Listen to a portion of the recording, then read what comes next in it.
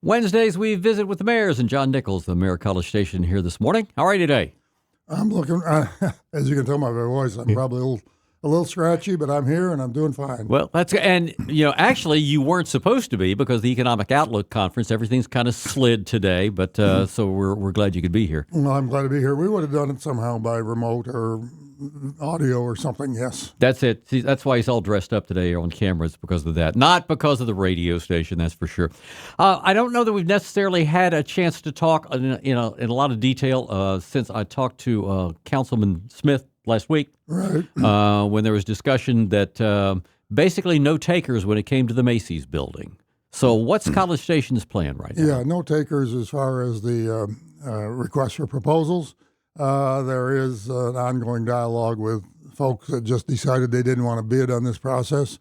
I think the Northgate discussion probably caused people to pull back a little bit because they wanted to see how that was going to develop out and how the city would react to that and where that was going. Not because they're competitive properties, but I think it's a process. Some of the same people might have been involved in both. And I think that is part of the reason why we didn't get people jumping all over that Macy's property. I think it's a long play. It's we got into it with the idea that we wanted to have an impact on the mall, and I think that will play itself out. I do see lots of investment in and around the mall. The old Conn's building is being renovated for something.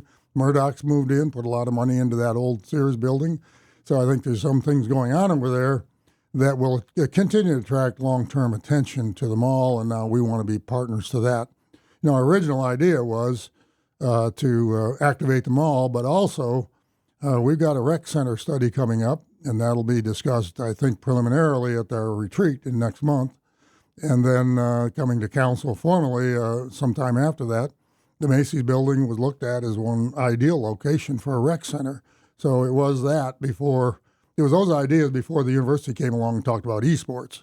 So I think we're holding it for a long-term play. We've held land for 30 years for business parks. I think we can afford to take a strategic view of this property, and I think that'll work its way through. Well, but this isn't raw land. I mean, there's no doubt. We talked about the Costco deal. Man, that was great. That was wonderful. Right. But quite often, the city, has bought property that has a structure on it, and the intended consequences were not realized. I think at Chimney Hill, which comes to mind right there. Well, about Chimney Hill, which fortunately was before my time, or maybe unfortunately, I think Chimney Hill was purchased for, I think the ideal vision was a convention and conference center.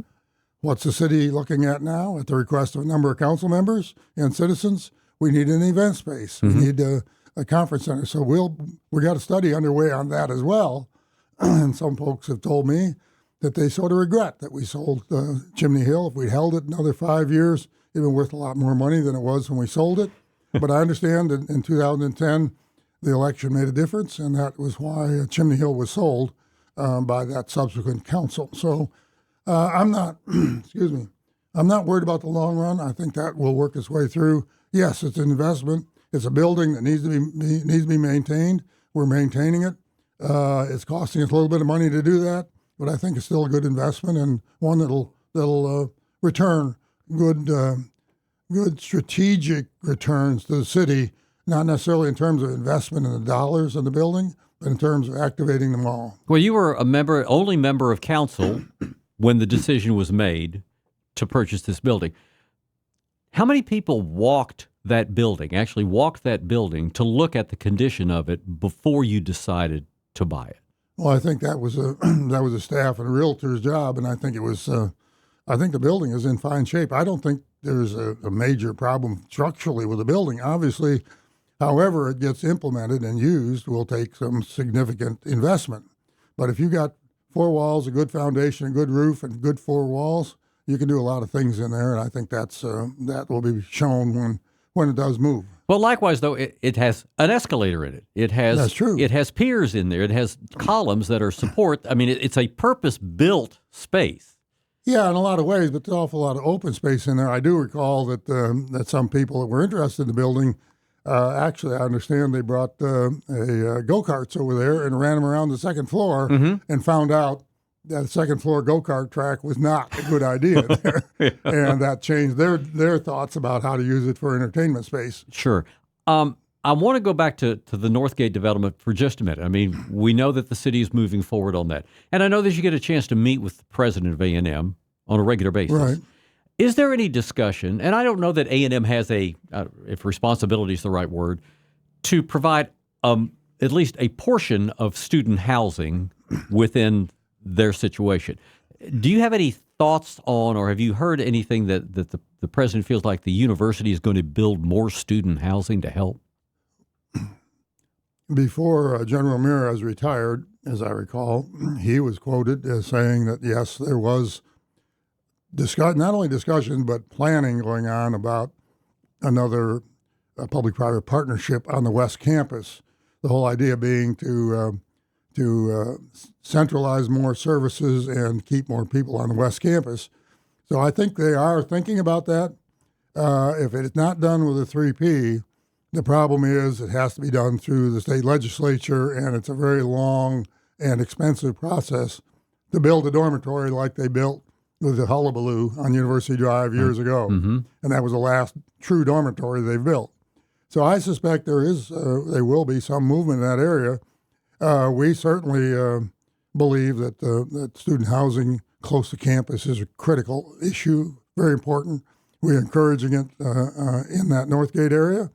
We realize now that a lot of folks don't agree with us on the city-owned land, but as somebody else showed, there's a lot of property over there for more high-rise student housing buildings, which I think we will see. Sure. And that'll be on private land. Mm-hmm. I just make a note here that remind everybody that we have moved the Northgate Small Area Planning meeting from last night to a week from last night. Next Tuesday, 6 to 8, City Hall will be the opening meeting of that Northgate planning activity. Student housing will probably come up in those discussions, but really it'll be focused on that property and the whole area from Texas Avenue back to Welborn along University Drive, what we call Greater Northgate. So I think we'll see university play a significant role. Obviously, our pedestrian safety issues are primary and a great concern to the university as well. We've talked about that. There's discussions going on with the university, TxDOT, ourselves, and others regarding where and how to build grade separations across University Drive. So I think we'll see that coming. I think we'll see the university very interested in expediting that and using Northgate as a housing area to help the city and help themselves. Finally, I think it's not necessarily been that noticed by people, but Amazon has suspended their drones, basically. Where do we stand with that right now? Yeah, as far as I just heard that yesterday, and they indicate that they're updating some software on that new drone. They didn't have any problems here, but they had to take them down in order to update software because of some indications they had from their testing and other things. So I don't think they've taken them down for any other reason. I'm still getting Facebook ads to sign up for the delivery service, which I wasn't getting for a year. And I think a lot of other people commented the same. So I think Amazon is in a technical pull down, and I expect we'll see them flying again in a week. I think it was last Friday that they suspended that delivery. Right. Anything else for us this morning? Well, I just want to remind everybody, if you're putting your trash cans out, remember we're delayed a day again this week, like we did at Christmas and New Year's, because of the closing on Monday. So all trash pickup and recycling will be one day later than it was planned to be. So I want you to pay attention to that. We got a city council meeting coming up tomorrow night. Lots of interesting items on it. The one that highlights, in my mind, $22 million is the budget for the upgrade in the Carter Creek wastewater plant. We just spent $40 million at their $39 million to greatly expand our Lick Creek plant, and I got to looking at that total budget in order to bring Carter Creek up.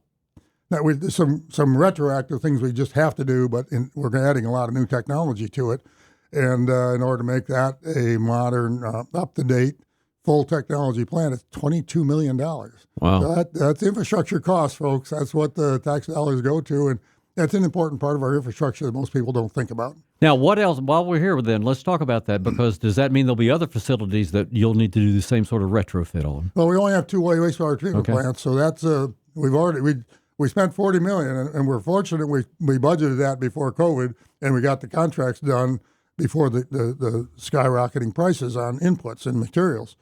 So what we're doing at Carter Creek wastewater treatment plant is not expanding capacity much. It's simply updating it and doing the things we need to do to get it to modern productivity and sanitation and safety standards. Not that it isn't out of state standards, but it just needs to be retrofitted, and that's what we're doing. So no, we don't have any other sanitary sewer treatment plants. Those two will handle a lot of our future demand. We're not worried about future demand. Of course, we're still building on the Northeast Trunk Line and designing it, and we're building the last piece of the Bee Creek trunk line, which runs right behind my house, and I'll soon see. It's actually already been built there, but they got to do some transitioning. You see it at Texas Avenue. Sure. Well, again, I didn't know that. We only had two, but because that's the kind of thing we don't hear about. The city's new.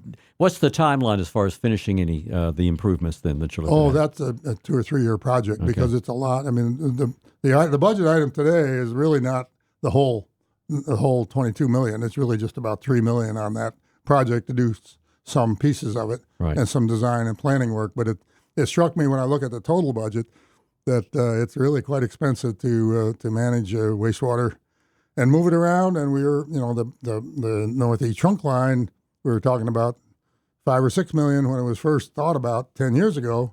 It's now, we've debated 10, 15, 20, 18 million. It's now 22 million. Stuff costs more. So stuff costs more, and labor costs more, and environmental protection costs more. All those things are important. Sure. John Nichols, the Mayor of College Station. Thanks for the time this morning. Thank you, sir.